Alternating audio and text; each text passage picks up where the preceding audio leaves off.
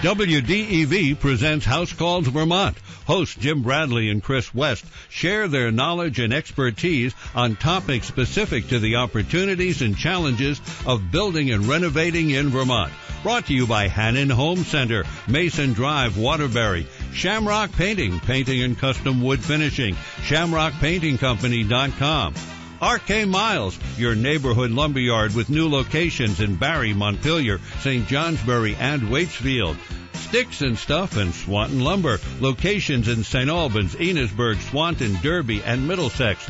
Curtis Lumber, there's a Curtis Lumber near you. Find where at curtislumber.com. Matt Clark's Northern Basement Solutions for all things basementy. northernnefoundations.com. Vermont Homebuilders and Remodelers Association, homebuildersvt.com. Holly Construction in South Burlington, one call does it all. Online at hollyconstruction.com. Your participation is encouraged. Call the listener line with questions at 802-244-1777 or toll free at 877-291-8255. Now, House Calls Vermont with Jim and Chris. Hey guys, happy weekend, happy afternoon on the Saturday, the 6th of February. It was my mother's birthday, just among other things.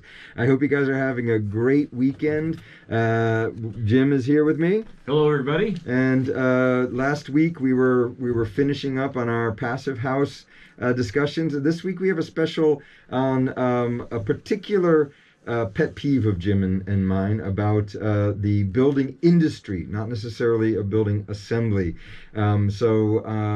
We're talking about the fact that any one of you could tomorrow, Monday actually, because they're closed on the weekends, but on Monday you could go to the Secretary of State, start a company, and that company could be a construction company, and you could start building tomorrow with no proof of insurance, none, no necessary education, no experience, and go out and ruin somebody's house and be completely within your at least rights to have a company to do it, whether or not you got sued by that person. There are no real regulations in the state to hold nefarious contractors to task. So today we're going to be talking specifically about contractors and how we're going to move forward in the state. And one of the things we've been trying to do through the Vermont Homebuilders Association or the Vermont Builders and Remodelers Association and with Efficiency Vermont and other groups like the Passive House Alliance, the BPPA. Yeah, exactly. Building Performance Professional Association. We've been trying to do this collaborative effort to make sure that our industry in the state of Vermont is really raising the bar as far as standards are concerned. Not raising the expense, but the performance, the durability, the structure, the health and safety, things you've heard us talk about for weeks now. The knowledge of the people who are coming to your house, giving you advice on what they want to take your money to do to your house, that is completely not regulated in this state. They could say whatever they want, and as a person without any knowledge yourself, you are exposed to the possibility that they don't know what they're saying. And to this, the big thing that's important here, we are not trying to take a political bent towards either side of the aisle or anywhere in between. This is just about, in our experience, doing the right thing, making sure that what you're paying for as a consumer, what you're getting in return, and the overall long-term performance of that home or that structure that you just invested in is going to be there. And part of that comes from getting a contractor who is well qualified, well educated, and that the state should promote that, if anything, to avoid those unfortunate calls to your state legislator or possibly to the AG's office, Attorney General's office, or OPR, Office of Professional Regulation, to make a complaint, or to even, at the worst case, go to court. Because, I've been involved with, Chris has been involved with court cases as expert witnesses to testify what we found wrong. And unfortunately, no one's really ever whole in that situation. You may prevail, you may win after 6 years or more, but you're never really left whole on the other side. So how do we prevent these problems starting at the very forefront? And part of what we're wanting to do is look at how do we get contractors simply registered in the state. One thing that's so interesting is that to be a barber in the state, to cut hair and to do a razor shave. You need certification and a license, right. and yet there's no regulation for somebody who is putting together one of the most expensive investments that most people will ever make. They're not required to be licensed. Now, granted, there are some phenomenal builders out there who are very conscientious, who do the right thing day in, day out, invest their time and effort to become educated with the latest building science, not just about efficiency, but the durability of a structure, the health and safety. All those things are being done appropriately by a vast number of builders. But then there are those people who have been doing this all their life, 10, 20, 30 years, and say, yeah, this is the way my dad did it, it's the way I'm going to do it, and that's it. And never really up their game. At the same time, there are so many educational opportunities in the state that most contractors are not aware of because the state really doesn't know who they are. Yep. And so at the same time, you may have your friend down the street doing a project for you, but let's say the worst case scenario happens. Like I've heard of somebody digging a post hole and then it hitting an electrical line because they didn't call dig safe, and it catches their neighbor's house on fire, and there's no homeowner's insurance that will cover that because they weren't responsible for this action. And so yet the builder doesn't have the insurance either. So, all these things. Or they said they had, and then they gave you a certificate, and then they called the insurance company and stopped the insurance in order to save themselves a little bit. This kind of insurance is not that expensive. No, but when $600-700 a year for general liability insurance. Exactly. But we have the reason that this is so important to us is that we have all of the builders that I know, and Jim and I in particular, and certainly energy auditors, have been in tens of houses that people have been taking advantage of. And the reason that this gets us so upset is that these people who are being taken advantage of have just had trust in a system, and the system has no way of making sure that trust is warranted.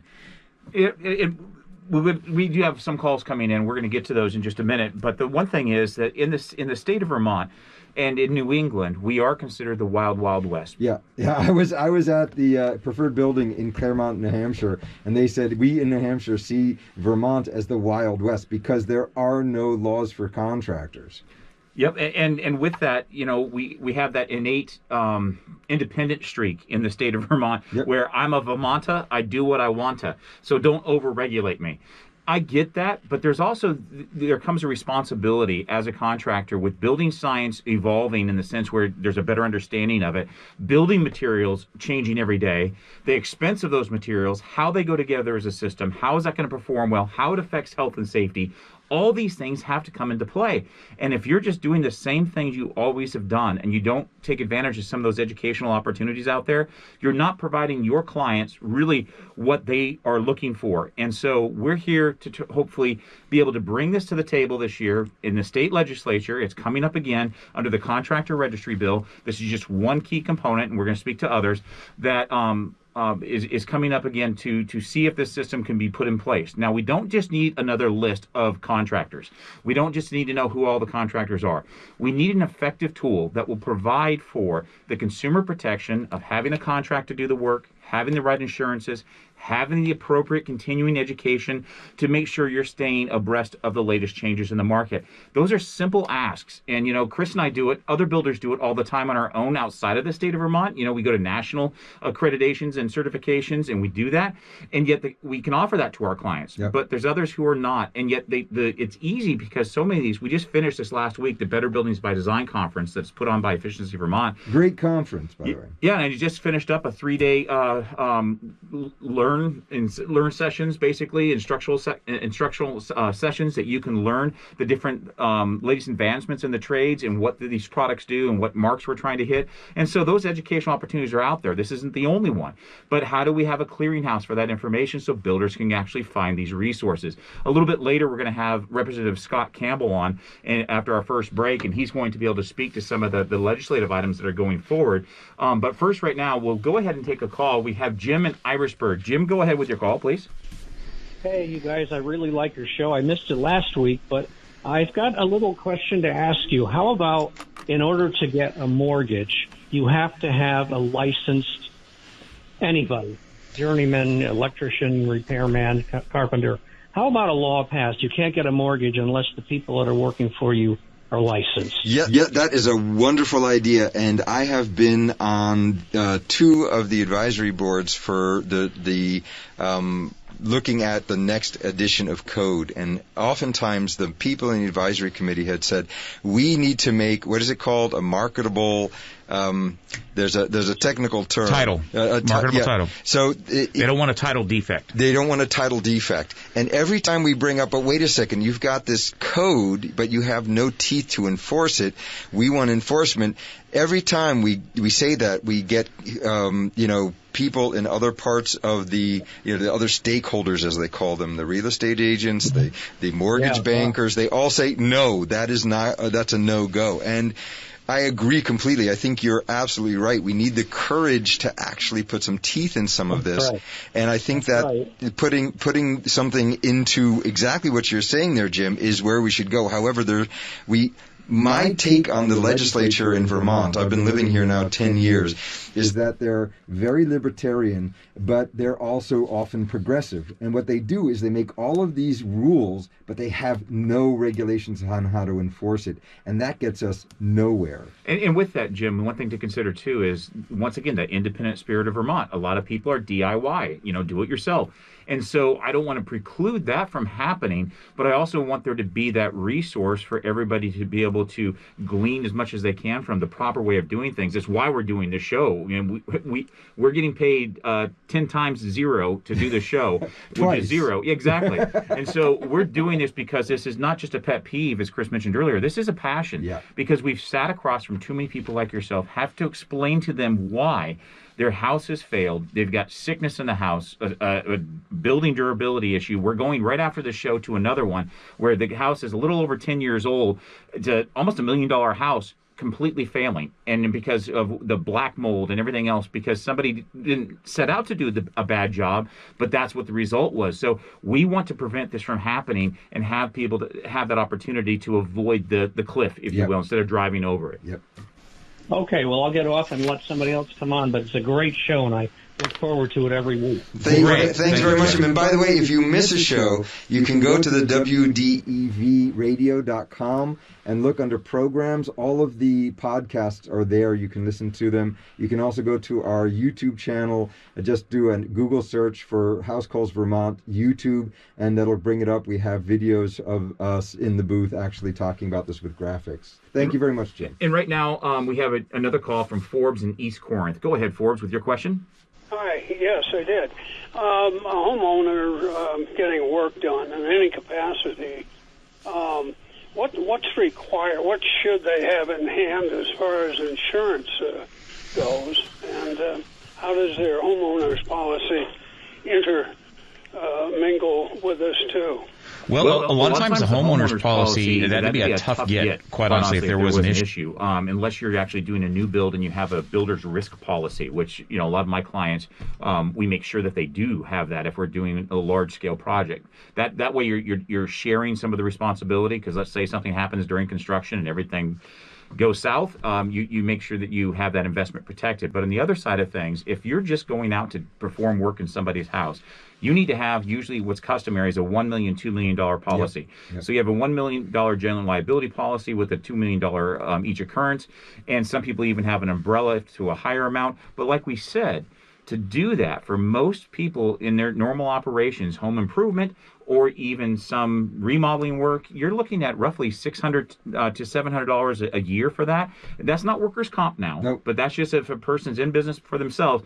To get that level of protection, it's not that hard to get, and it's easy for you to ask for. If you just ask a simple question, hey, can I have your insurance company send me over a certificate of insurance along with your contract or signed proposal? If they balk at that, that's something to watch out for right there. That's a red flag. Non-starter for me. Absolutely. So that's what I would ask for at a very minimum. And very important to split these out, because if you're talking about an electrician or a plumber or any other group that is, falls under the Office of Professional Licensing in the state, those have to have those types of insurance, or they're not allowed to operate. We're really just talking about general contractors who do home improvement or construction work. So great question there, Forbes. Thank you very much. Is there anything else?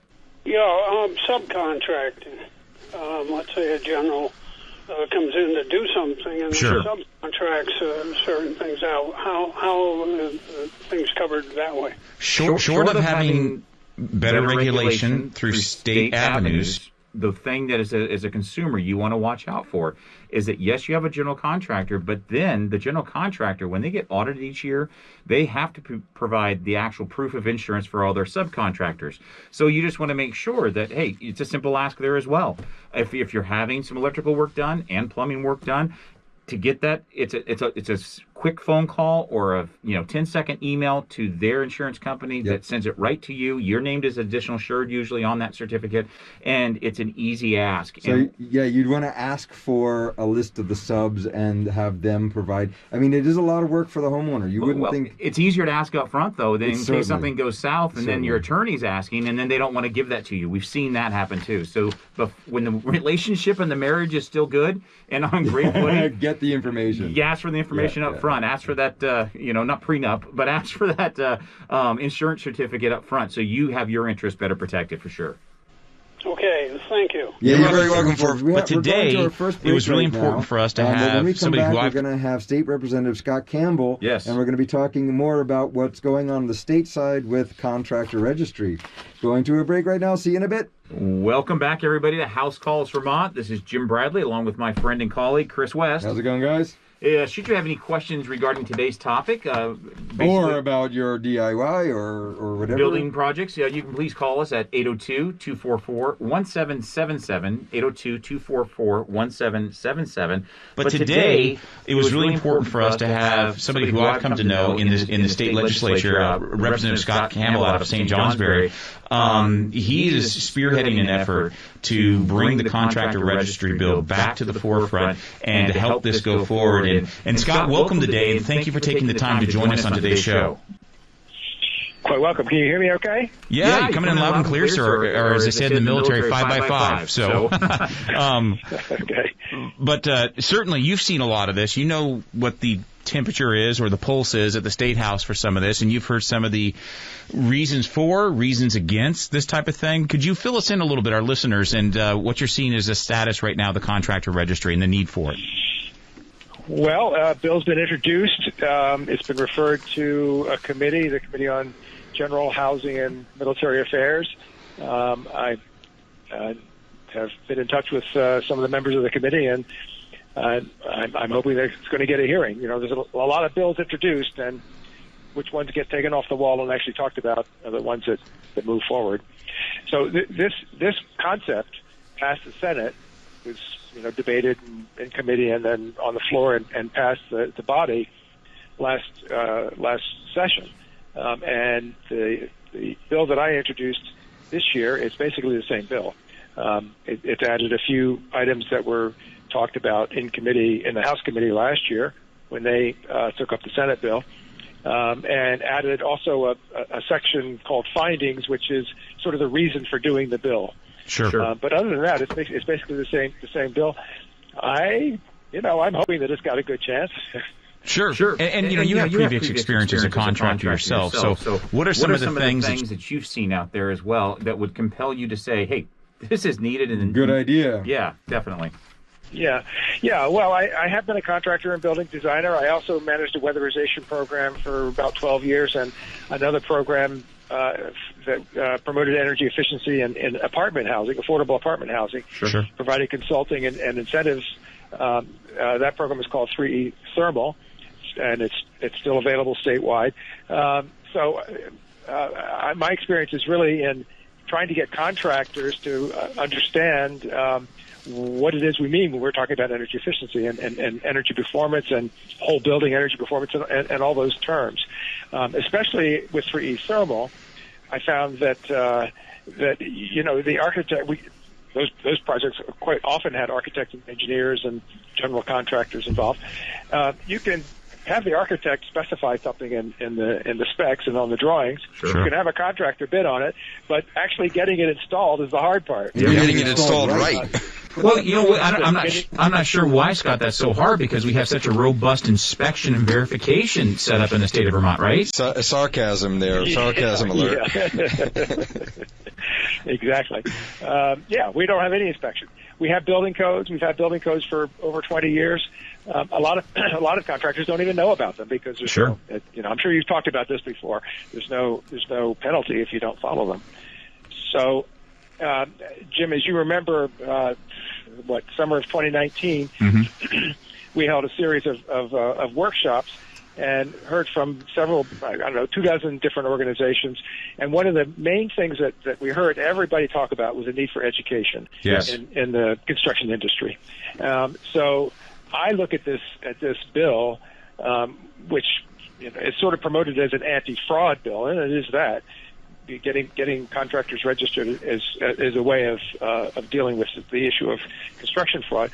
But I look at it as an opportunity to provide education to contractors about, first of all, there are codes, and here are some training opportunities that you can learn how to comply with the codes, and also some certification opportunities so you can advertise to your customers that, gee, I understand this, and to provide you with a leg up over the competition. So I think that's really important from that point of view. Yeah, Scott, Chris West here. Nice to meet you over the radio.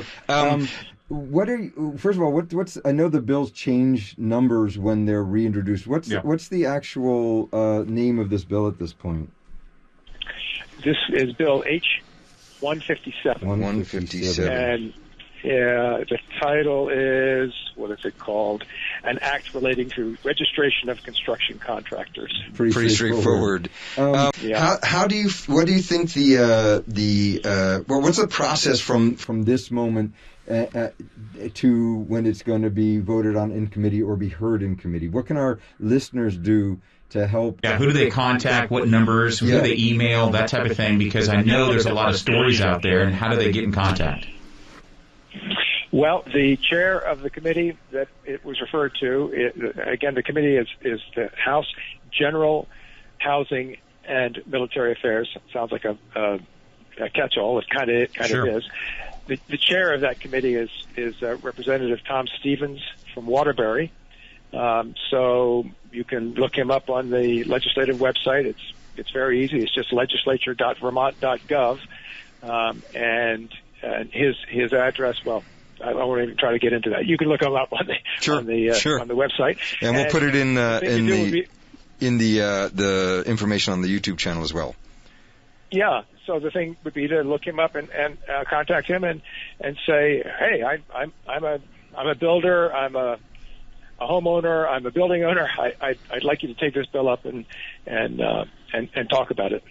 One thing that I've heard as pushback a little bit from this in the last session was from contractors, and some of them said, well, gosh, this is just going to be too expensive, and really it meters out to about $37 a year. So let's just less than $40 a year for somebody to be on this registry that can then promote their business and their certifications at the same time.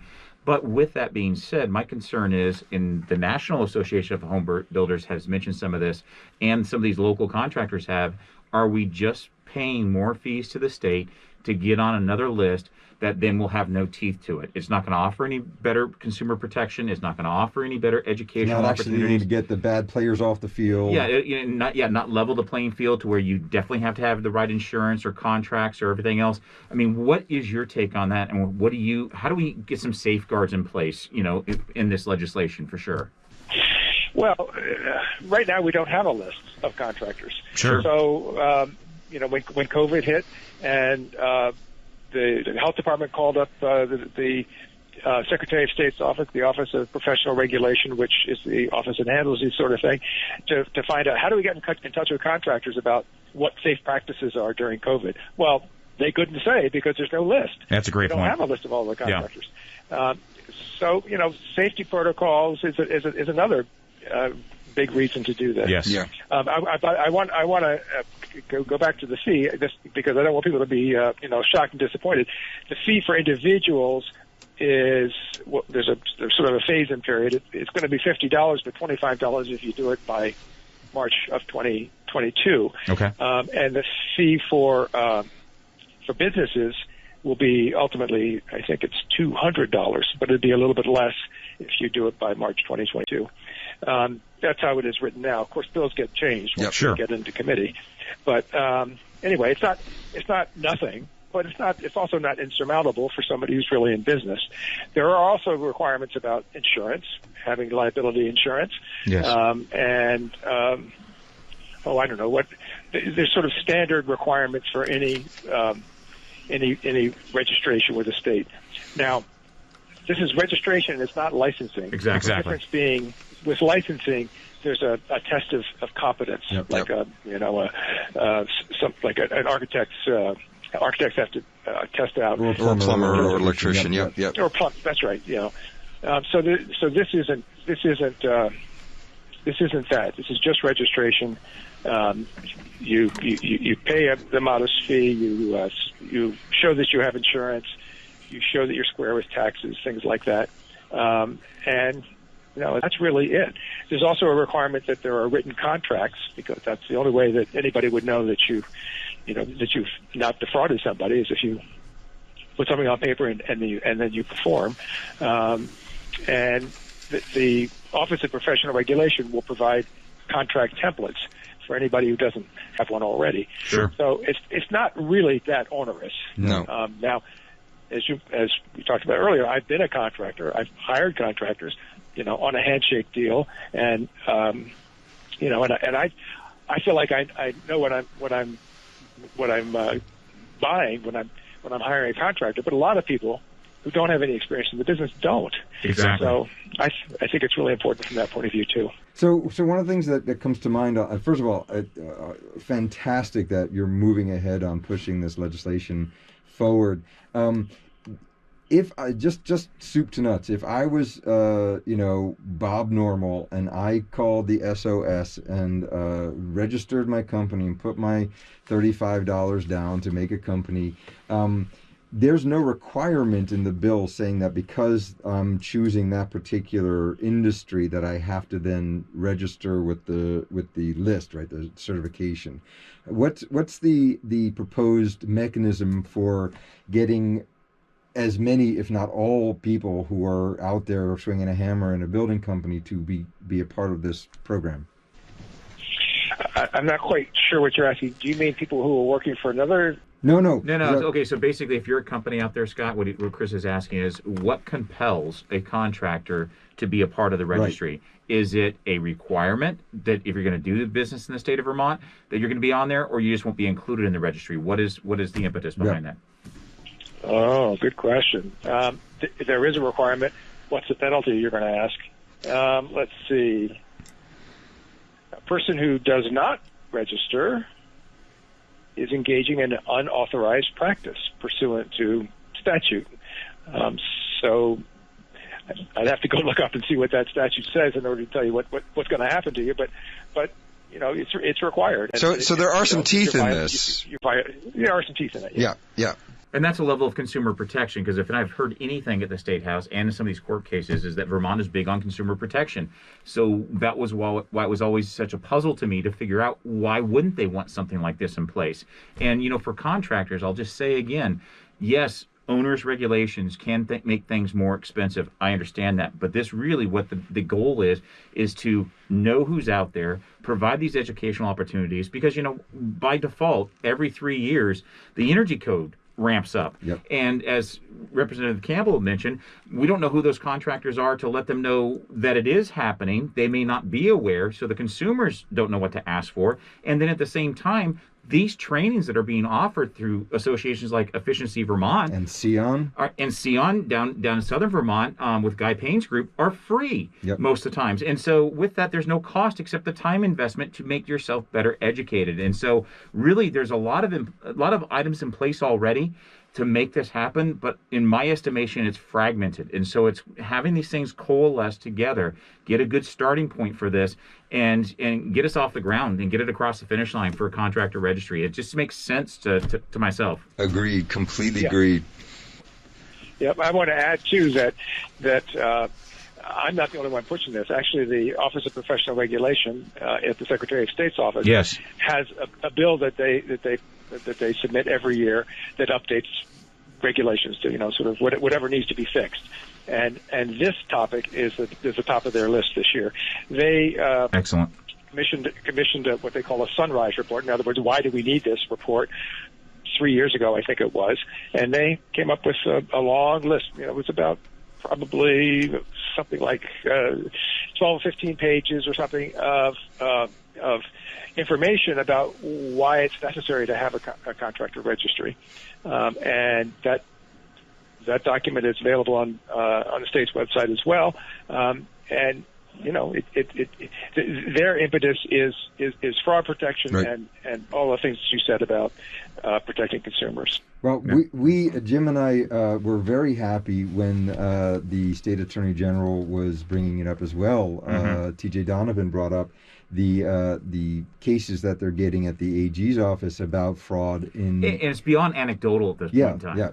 Well, Jim and I have tens of stories to tell about people being taken advantage of by contractors. And by the way, as a member of the Vermont Builders and Remodelers Association, we have a code of conduct that our members are supposed to be signing and following, which includes most of the things that you're talking about on your list. So we are 100% behind what you're doing, and we'll definitely get that. I'm interested in that sunrise report. I'd love to see what the OPR was talking about, and I'll dig that up and put it on our website as well. But any final words, Scott, about this? Is there anything else that we can do to activate our listenership to get support for this?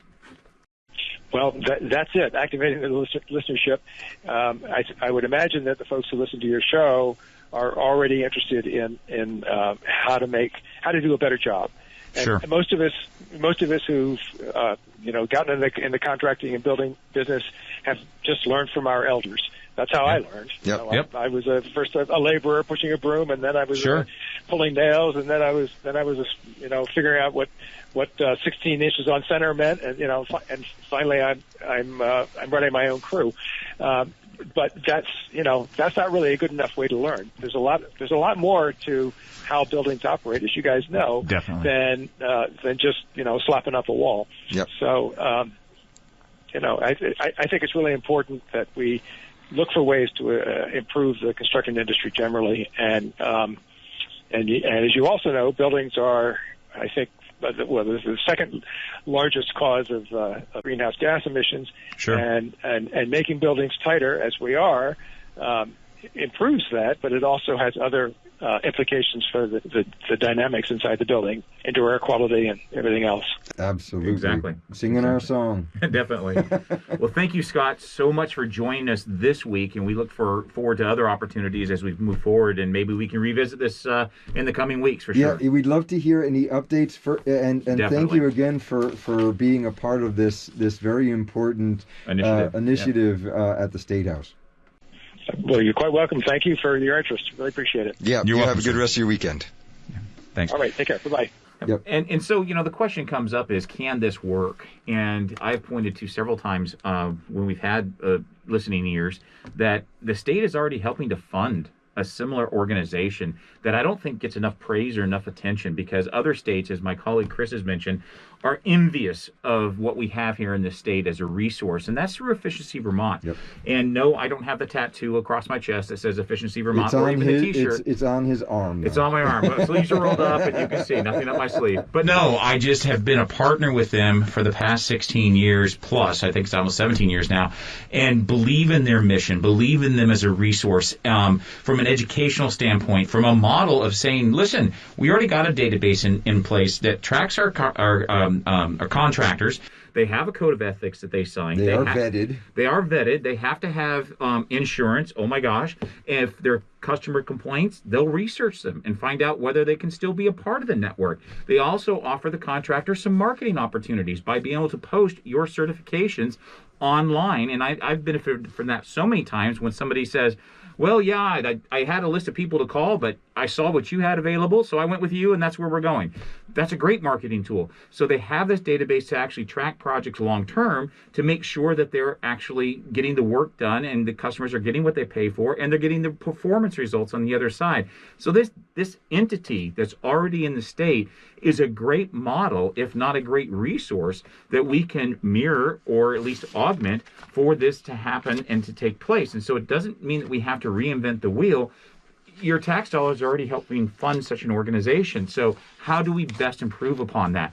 The big thing is going to be the public service announcement, or getting the customers or the clients in Vermont understanding of where they go for this resource. Because a lot of people will say, sure, I just hired the guy down the street because I saw him outside of somebody else's house, or I saw their sign, or I saw their emblem on their truck, which is great. I benefited from that too. But at the same time, if you're going to find out who is actually on the registry, who is in good standing with the state, who doesn't have these issues, it's a great place to go. But you got to be aware of it at the same time. And that's why we're using this sounding board, if you will, to be able to get this out there and to let you know that this is something that we really should get behind and support. Now, what we don't want to have happen. I came from California originally years ago. That's where I grew up. 300 different forms of licensure that exist for contracting trades, and it just makes it impossible to get cumbersome. I think very cumbersome is a great way to look at it. Over in Massachusetts, I think we have 5 or 6. That's one to have different types. And there's a huge gap both in California and in Massachusetts between commercial and residential. Yep. Commercial is a completely different rule. The reason is because there's a lot of money involved, and everyone who's involved is a professional who has to defend what they're doing in front of their own professional boards, right? Mm-hmm. Then once you get to that level, there's never a question about liability. The liability lines are very clear. When you get down to, you as a homeowner hiring a contractor to replace your roof, and they don't take the time to do it right, you're just stuck holding the bag until we get this type of thing in place. And if you have a proper legal instrument called a contract. It can protect both parties. And so I know in Texas, through the National Association of the Homebuilders, they had model contracts that allowed for there to be proper protections, not only for the consumer, but for the contractor. So where the contractor can say, well, geez, that's going to really expose me or put me in a bad light, whatever. Listen, it helps the whole industry, and that's what it's about. And where people would say that this would add too much to the cost because we're trying to make things more affordable, as I said, Efficiency Vermont has a system that's already in place that is working, and it hasn't cost me anything more to be a part of that organization. It's helped my clients. And at the same time, though, it is, Grant, I pay for continuing education myself if they're not free. And so you have that investment, but that has paid for itself time and time again because people have sought us out because of what we brought to the table. Professional development is a part of any professional's responsibility. Exactly. If you are not spending a certain amount of money, whether it's $200 or $10,000 a year to learn more about how to do your thing right, then you are not at the cutting edge of what's going on in your industry, and you are doing a disservice in the people that you're selling services to.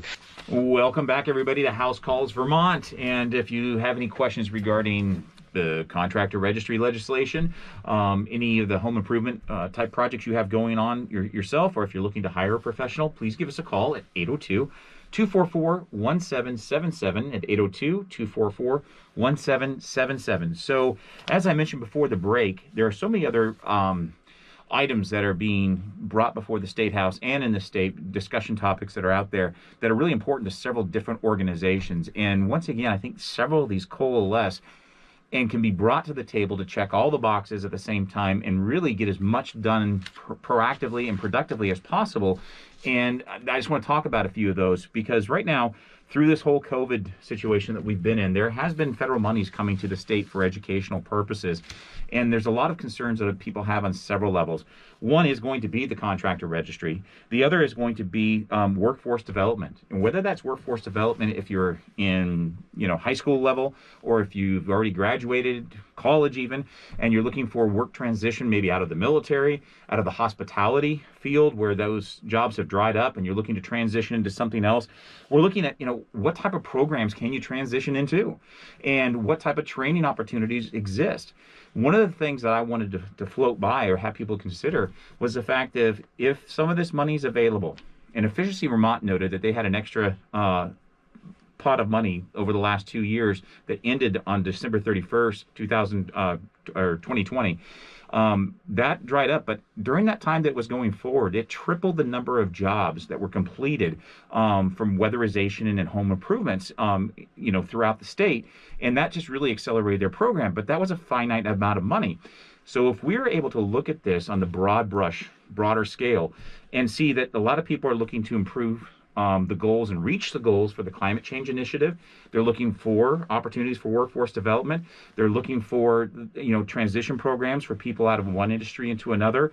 And they're looking to, be able to provide funding for people to do some of this work, weatherization work, if you're moderate to lower income levels. And so with that, if we can readjust some of these funds into a robust apprentice program that would allow for people who are, business owners who are engaged in hiring people and training people into these fields that use real on-the-job training type resources, such as somebody's home, to be able to affect these changes, to make them more weatherized and efficient, then that helps us reach some of those goals, if you will, towards the climate change initiatives. At the same time, it allows for the proper checks and balances, because usually these houses have to have an energy or home performance assessment with blower door testing, infrared camera scans, things of that nature, and it's helping verify that the work is actually being prescribed appropriately and carried out appropriately. So on several levels, you're going to be able to get everything in place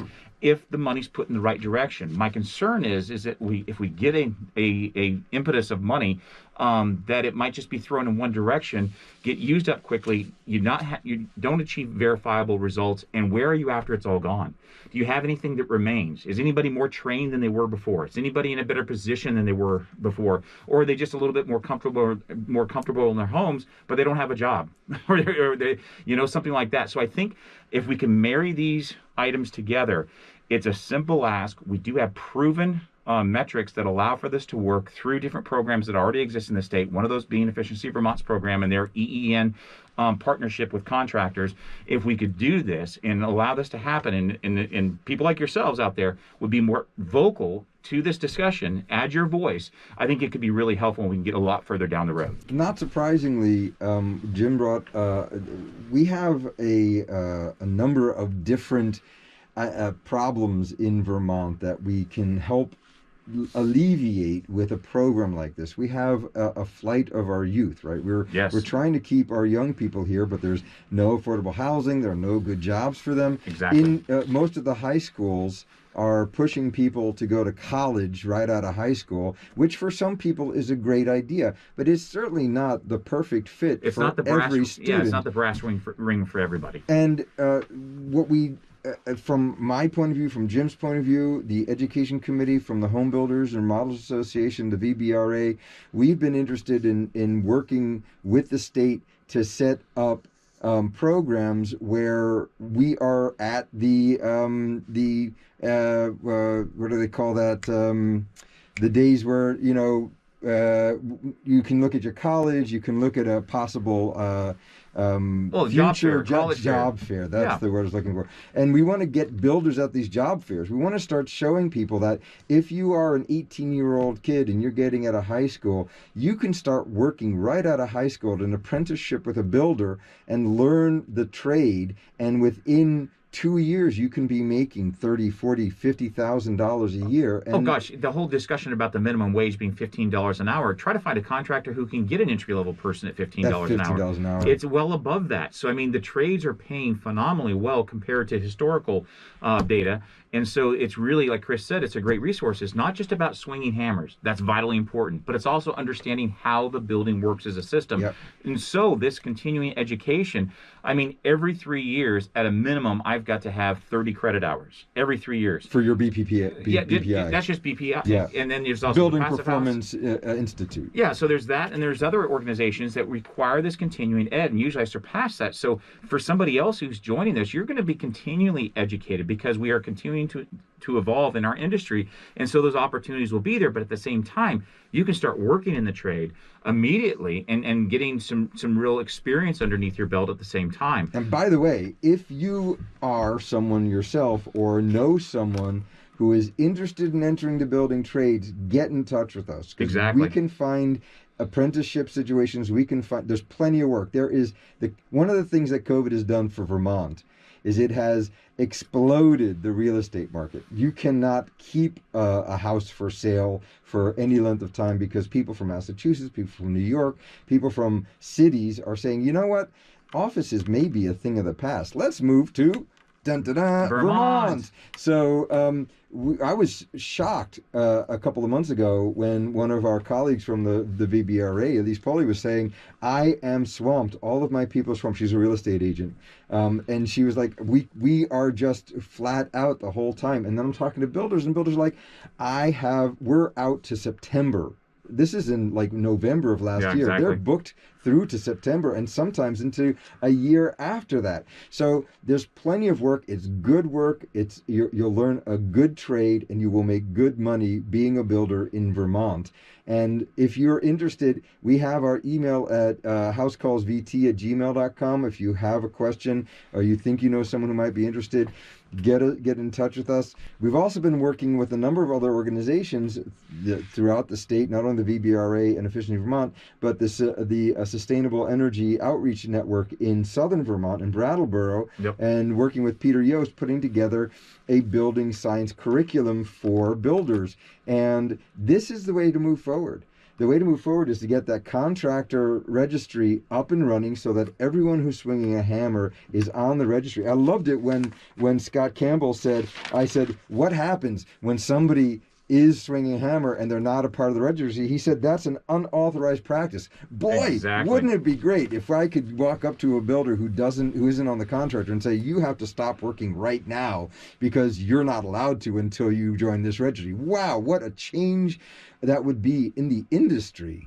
Yeah, and, another thing that's important too is I had a discussion with our legislative body for the VBRA, along with Sarah Buxton with the Department of Labor, and she's the Director for Workforce Development. Once again, that's Sarah Buxton.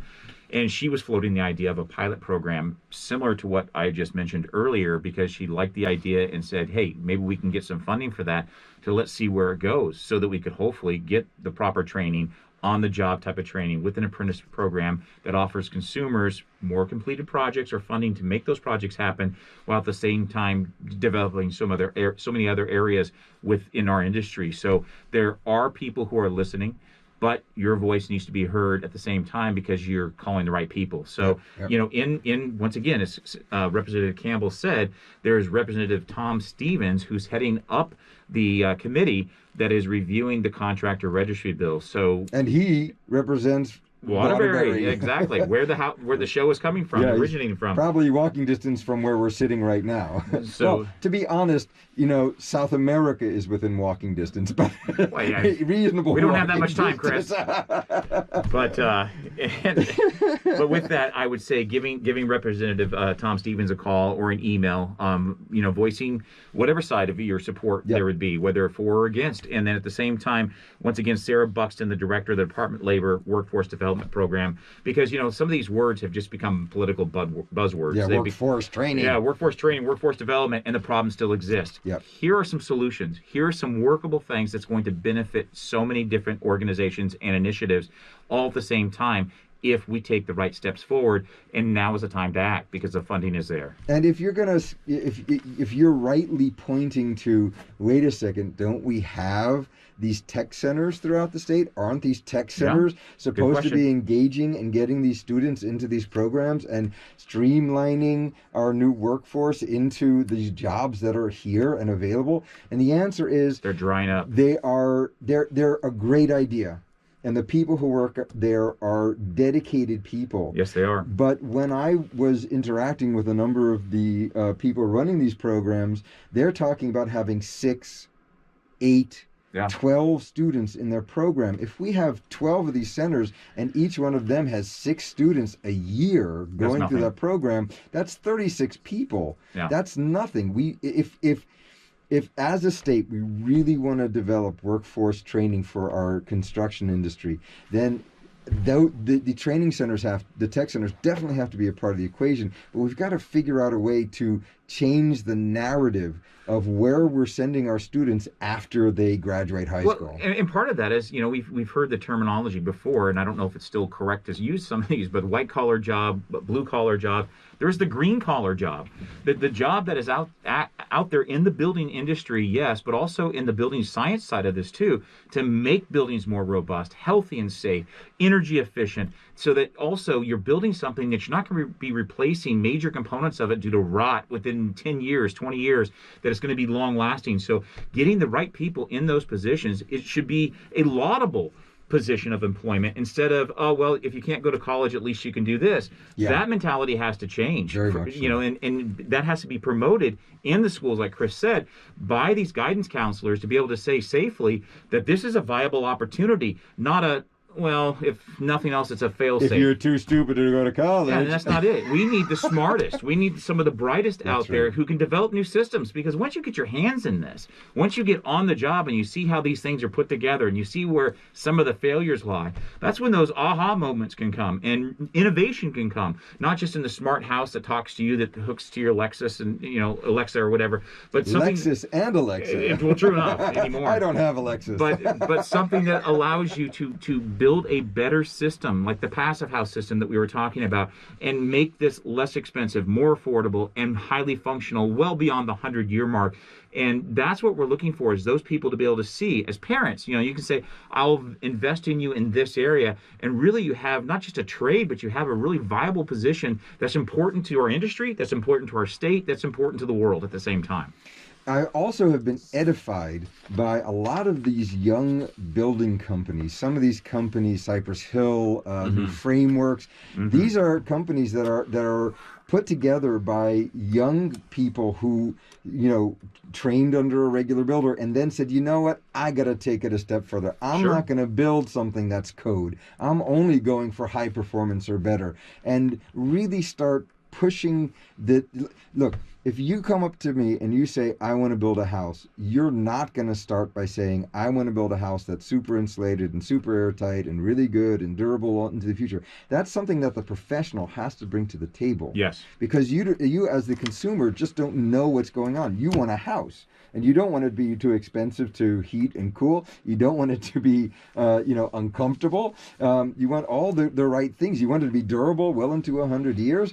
And you can, at this particular moment, you can call 5 builders and get 5 different opinions about the way to move forward. And that's not what we need as an industry. What we need is everybody to walk up and say, well, you really should put your money in the front of this, just like we were talking about with Passive House, 15% more expensive, but your heating bills are 90% less, so that you actually are, positive cash flow out of pocket from day one. We need that in Vermont. We need to be moving forward and lauding the people who are doing it right and getting our young people involved through workforce training programs and this certification process, this registry. Exactly. And once again, just as a reminder, the bill that's coming up for the Contractor Registry is Bill H157. So it's a House bill.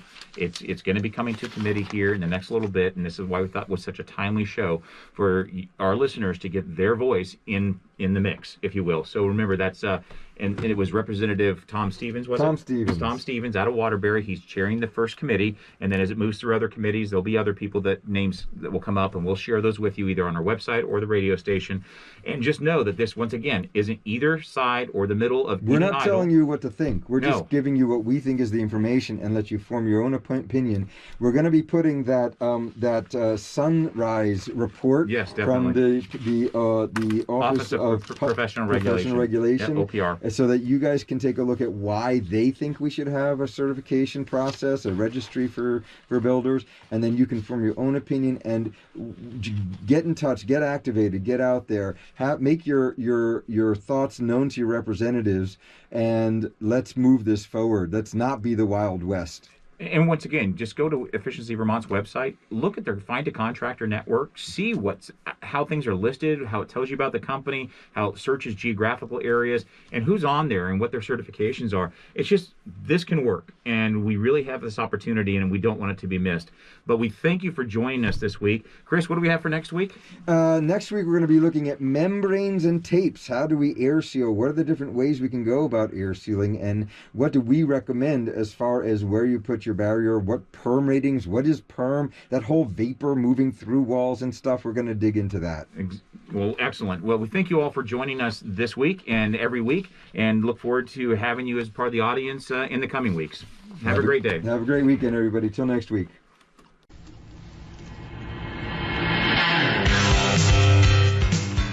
House Calls Vermont has been brought to you by Hannon Home Center, Mason Drive, Waterbury. Shamrock Painting, painting and custom wood finishing, shamrockpaintingcompany.com.